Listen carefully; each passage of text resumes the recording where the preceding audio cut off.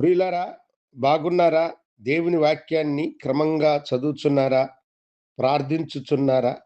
నేటి ధ్యాన వాక్యము లూకాసు వార్త 9వ అధ్యాయము 25వ వచనం. ఒకడు లోకమంతయు సంపాదించి తన్ను తాను పోగొట్టుకొనిన ఎడల లేక నష్టపరుచుకొనిన ఎడల వానికేమి ప్రయోజనము? ప్రభువైన యేసుక్రీస్తు వారు చెప్పుచున్న మాట ఇది. ఒకడు లోకాన్నంతటిని సంపాదించుకొని తన జీవాన్ని పోగొట్టుకుంటే వాడికేమి లాభము అని అంటూ ఉన్నాడు. నిజమే దేవుని బిడ్డలారా. దేవుడు మనకొక ఆత్మనిచ్చినాడు. ఆ ఆత్మ దేవుడిచ్చినటువంటి స్థలమునకు మరలా వెళ్ళాలి.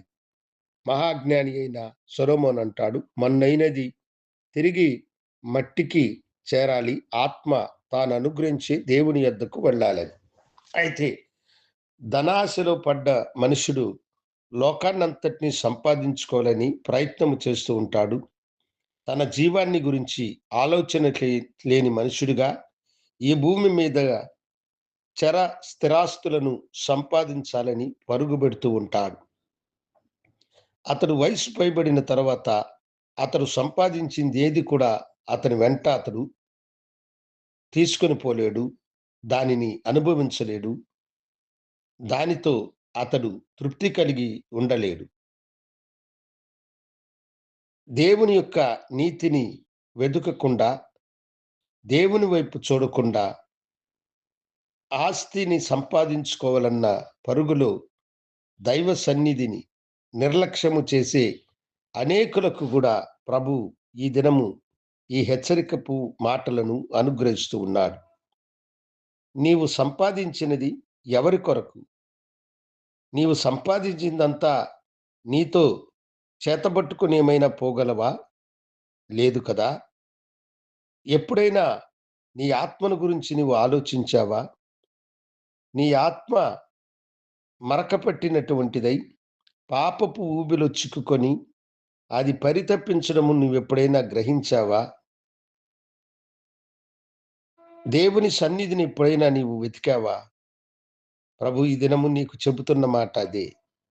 లోకాన్నంతా సంపాదించుకొని నీ జీవాన్ని నువ్వు పోగొట్టుకుంటే నీకేమైనా ప్రయోజనమా? అవును దేవుని బిడ్డలారా. దేవుడు ఇచ్చిన రక్షణ శ్రేష్టమైనది. నీ కొరకై ప్రభు అయిన యేసు లోకానికి వచ్చినాడు. నీ కొరకై తన ప్రాణం పెట్టినాడు.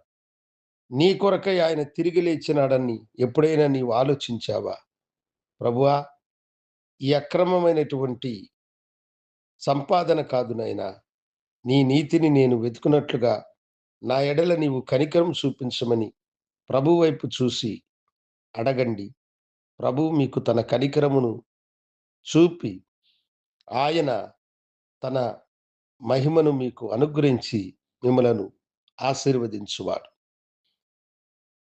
ఒకడు నిత్య జీవం పొందడానికి ప్రభు దగ్గరకు వచ్చి నిత్య జీవాన్ని నేను సంపాదించుకోవాలంటే ఏమి చేయాలని అడిగినప్పుడు ప్రభు అన్నాడు, నీ ఆస్తి నమ్మి పేదలకిచ్చి నన్ను వెంబడించమని అన్నాడు.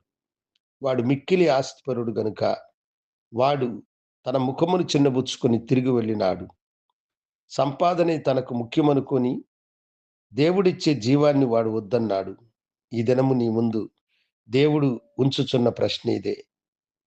నీ సంపాదన లోకమా లేకపోతే జీవమా? ప్రభువా, మీ జీవము మాకు కావాలన్న వారు నాతో కూడా ప్రార్థనలో ఏకీభవించండి. నేను మీకోసం ప్రార్థన చేయుచున్నాను. గనుడా, నీ బిడ్డలను దీవించి ఆశీర్వదించి వారి జీవాన్ని వారు నష్టపరుచుకోకుండా నీ కృపలో నీ మహిమను వెతికే బిడ్డలుగా వారిని ఆశీర్వదించమని యేసు నామమున అడిగి వేడుకొనుచున్నాను తండ్రి. ఆమేన్. శుభోదయం. ప్రభు మిమ్మలను దీవించునుగాక. ఆమేన్.